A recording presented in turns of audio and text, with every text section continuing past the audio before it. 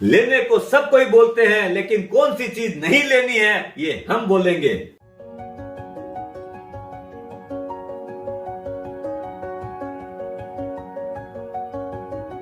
सुप्रभात दोस्तों, आप सभी का एसके हेल्थ एंड वेल्थ में स्वागत है। दोस्तों, हर आदमी बोलता है ये चीज ले लीजिए या इस स्टॉक में इन्वेस्ट करिए या इंडस्ट्री को लीजिए, लेकिन ये कोई नहीं बोलता है कि कौन सी ऐसी चीज है जिसे अपने पोर्टफोलियो में नहीं रखना चाहिए। अपने अक्सर देखते हैं, अब ये वाली बात सुनने में आती है कि ये चीज ले लीजिए, अबे इसका 2 गुना हो जाएगा, 5 गुना हो जाएगा, 10 गुना भाव हो जाएगा।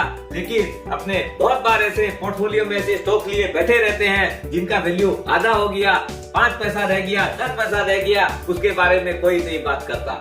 अब अपने आते हैं कौन सी ऐसी चीजें हैं जिनको अपने को अवॉइड करना चाहिए। वो ऐसे स्टॉक्स को, ऐसी इंडस्ट्रीज को अपना पहला इसके अंदर आता है रियल इस्टेट। आप देखते होंगे सबसे बड़ा जो ग्रोथ रियल इस्टेट में हुआ था वो है आपका कि कच्चे का पैसा यानी अनअकाउंटेड मनी, ब्लैक मनी जो है उसके अंदर घुस जाती है। तो अब आप सोच के देखिए कि जो प्रमोटर है उसकी जो कंपनी है जिसमें अपने इन्वेस्ट कर रहे हैं वो लोग अपना समझ लीजिए 30-40% जो है परसेंटेज पैसा वो लोग कैश में ले लेते हैं। यानी समझ लीजिए जो 2 करोड़ की प्रॉपर्टी है उसका 40% यानी 80 लाख रुपए तो कैश में ले लिया। अपने को तो 1 करोड़ 20 लाख रुपए दिखा रहा है। तो ये जो पैसा है वो अपना ब्लैक मनी में चला गया, तो उसके अगेंस्ट की जो प्रॉफिटेबिलिटी है वो तो उसने कंपनी में दिखाई नहीं। तो अपना प्रमोटर को बेनिफिट हुआ, लेकिन आप सोच के देखिए कि वो सब कंपनियां कैसे अपने को बेनिफिट देगी।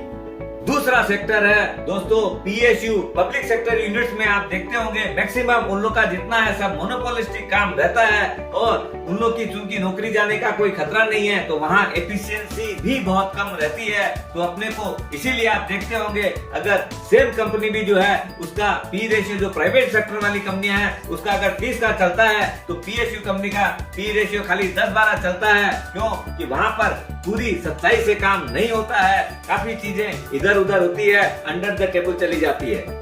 तीसरा सेक्टर है मीडिया सेक्टर। दोस्तों आपने देखा होगा चाहे वो प्रिंट मीडिया हो चाहे टीवी मीडिया हो, वहाँ पर भी आज जैसे समझ लीजिए एक एड का वैल्यू आपका 3 लाख रुपया है और उन लोग जो है अपना उसके अंदर बोले कि ठीक है मेरे को कोई सेलिब्रिटी को करना है, किसी को भी है, वो एड के रूप में नहीं न्यूज के रूप में पब्लिश कराना चाहता है तो उसको हो सकता है अपना ऐसे पक्के में 50,000 रुपए दिखाया और 3 लाख रुपए का पेमेंट हो रहा है। तो प्रमोटर का तो वहाँ पर गेन हो रहा है, लेकिन जो कंपनी का जो शेयर होल्डर है उसको कहाँ से गेन होगा? क्यों कि ऊपर का सारा पैसा तो प्रमोटर के पास चला गया। और एक चीज आप देखिएगा दोस्तों, जहाँ पर बायर जो कंसंट्रेटेड हो यानी कम हो और सेलर बहुत ज्यादा हो, वहाँ पर भी बहुत ज्यादा मार्जिन का इश्यू आता है। क्योंकि हर आदमी जब टेंडर निकालता है तो लोएस्ट वाले को देने का कोशिश करता है, तो मार्जिन स्क्वीज होते होते इतना कम हो जाता है कि वहाँ पर वायबिलिटी बहुत कम हो जाती है। आप एग्जाम्पल लेते हैं रेलवे। अब जो वैगन बनाने वाली कंपनियां हैं वो कंपनियां तो 4-5 है, लेकिन लेने वाला तो सिर्फ रेलवे है। वो अपना टेंडर फ्लोट करता है और अंडर द टेबल वाला तो चलता ही है, तो अपने वो भी देना रहता है और मार्जिन भी इतना कम है तो अपने कैसे सस्टेन करेंगे? तो ऐसे बिजनेस से भी बचना चाहिए। अब आप देखते होंगे ऑटो कंपनी, आपकी गिनती की 4-5 कंपनियां हैं, मारुति हो, महिंद्रा हो, हुंडई हो, होंडा हो, लेकिन उसके सप्लायर जो एंसिलरी वाले हैं वो लोग दुनिया भर के हैं। वो लोग अपना जबरदस्त कंपटीशन करता है, वो चाहे टायर हो चाहे और भी बहुत सारी चीजें जो लगती है उसके अंदर भी जबरदस्त स्टिफ कंपटीशन है।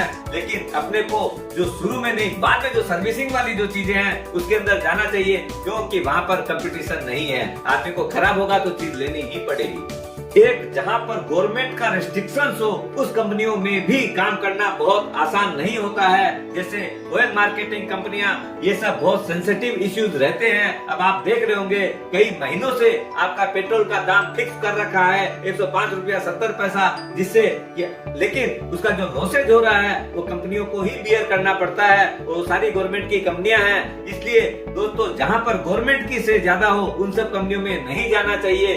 दोस्तों ऐसी बात नहीं है कि उन सब सेक्टर में कोई अच्छी कंपनियां नहीं है, कि प्रमोटर ऐसे लोग भी हैं जो एथिकल हैं, जो अपने नियम से चलते हैं, लेकिन उन सबको संभालना बहुत मुश्किल रहता है। इसलिए as a sector, as a industry अपने बात किए हैं। तो अपने को इन सब चीजों से बच के रहेंगे। क्यों कि आप सोच के देखिए, ऑलरेडी बीएसई में 5000 से ज्यादा कंपनियां लिस्टेड है, एनएसई के अंदर करीब करीब 2000 कंपनियां लिस्टेड है। उसमें छांटने की बहुत सारी जगह है।